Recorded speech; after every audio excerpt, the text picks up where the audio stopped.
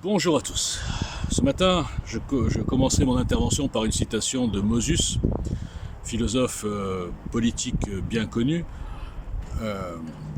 Il n'y a que dans les films où les gens aiment et soutiennent les héros qui se battent seuls contre tous, contre des systèmes, contre des castes, contre des loges, contre des entre-soi. Dans le réel, ces mêmes gens se soumettent.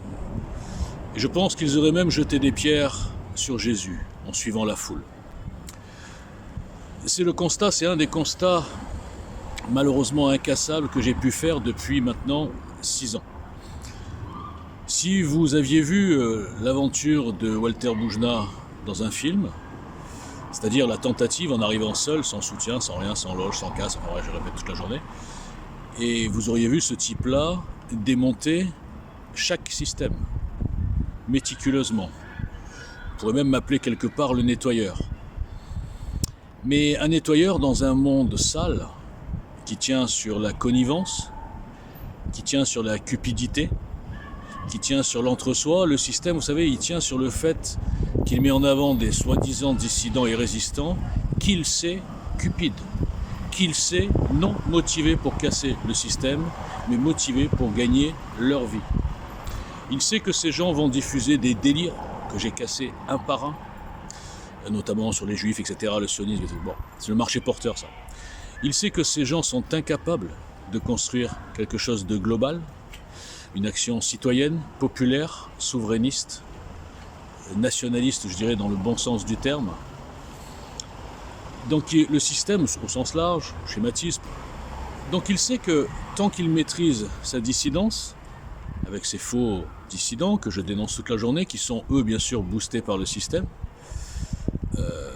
tant qu'il maîtrise les partis politiques, avec des subventions, avec des bons salaires pour les élus, avec tout un système qui fait qu'aucune initiative hors parti officielle ne peut rentrer dans la danse, ne peut rentrer dans la danse, si j'ose dire, dans le supermarché électoral pour proposer son produit. Après tout, nous sommes en démocratie. Donc tant qu'il sait qu'il maîtrise tout ça, qu'il peut construire une opposition un petit peu ridicule, exprès pour passer le système pour le côté raisonnable.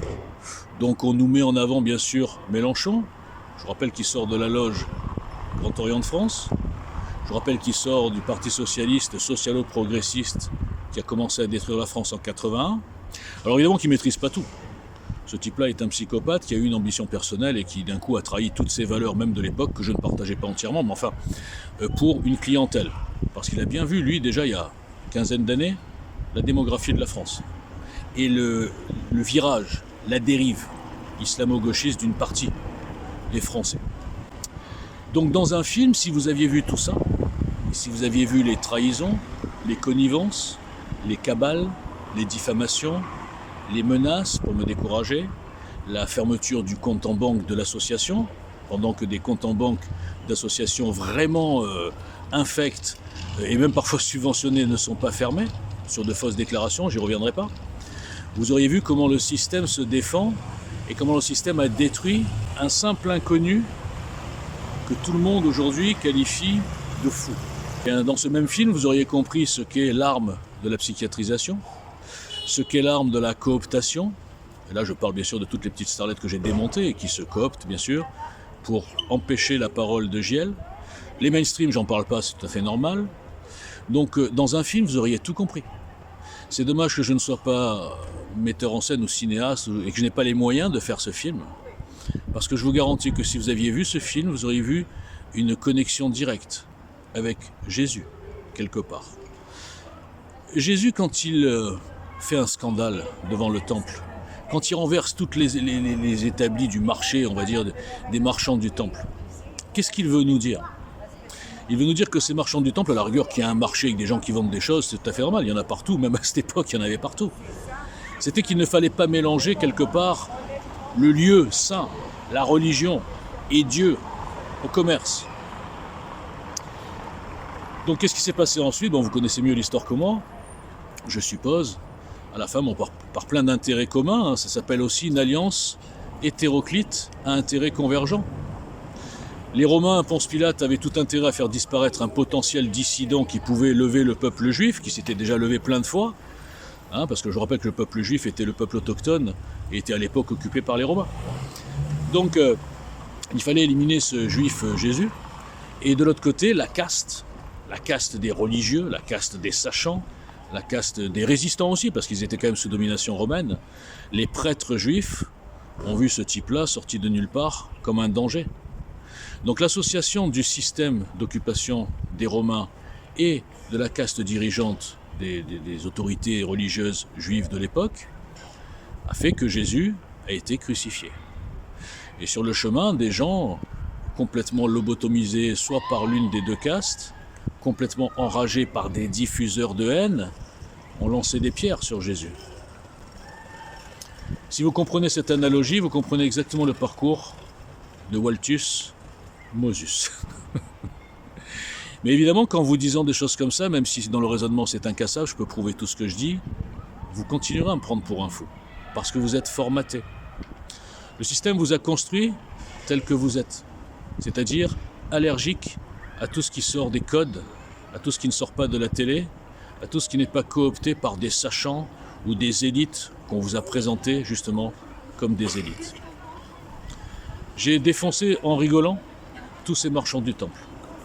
Ils m'ont tous rejeté parce qu'ils ont très vite compris que moi, je ne faisais pas partie de leur caste. Je n'ai jamais monté EJL pour gagner ma vie. Au contraire, j'ai massacré ma carrière professionnelle. Sachez que quand vous engagez en politique, surtout quand vous n'êtes rien, quand vous gagnez rien avec la politique, contrairement à plein de starlets sur les plateaux TV, eh bien votre nom est sali. On ne peut pas embaucher un type comme moi aujourd'hui. Un chef d'entreprise qui ne connaît pas, il voit juste 2 interventions, il dit mais c'est qui ce fou? Comme tout le monde. Donc moi je ne suis pas venu là pour gagner ma vie. Je ne suis pas venu là pour faire flamber mon ego.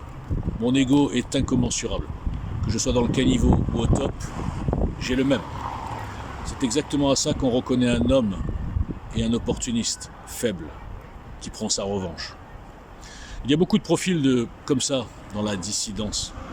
Des gens qui n'étaient rien, qui ont eu peut-être une vie de merde, qui étaient même peut-être traumatisés dans la cour d'école, qui n'ont jamais été des héros, qui n'ont jamais eu de courage, mais qui par à force de connivence, à force de lèche-bottage, j'invente un mot, sont arrivés là où ils sont. Ils ont été acceptés par le système parce que le système a compris que eux seraient de bons outils pour lobotomiser les masses.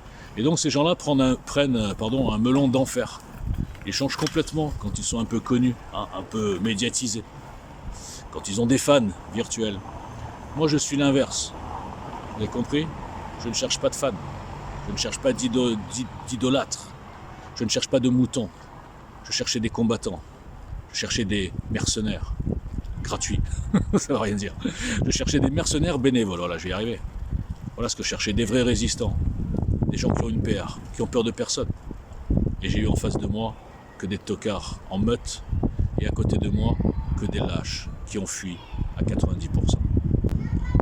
Je vous le dis, Mosus, finalement, je ne rigolais pas quand je me surnomme Mosus. Je suis exactement un mélange de Moïse et de Jésus. Au sens large, j'ai pas de pouvoir surnaturel, mais bon, vous m'avez compris. Dans l'esprit, je suis celui qui voulait libérer son peuple. Dans les faits, je suis celui qui a été crucifié. Même par son peuple. Que dire? J'ai plus rien à dire.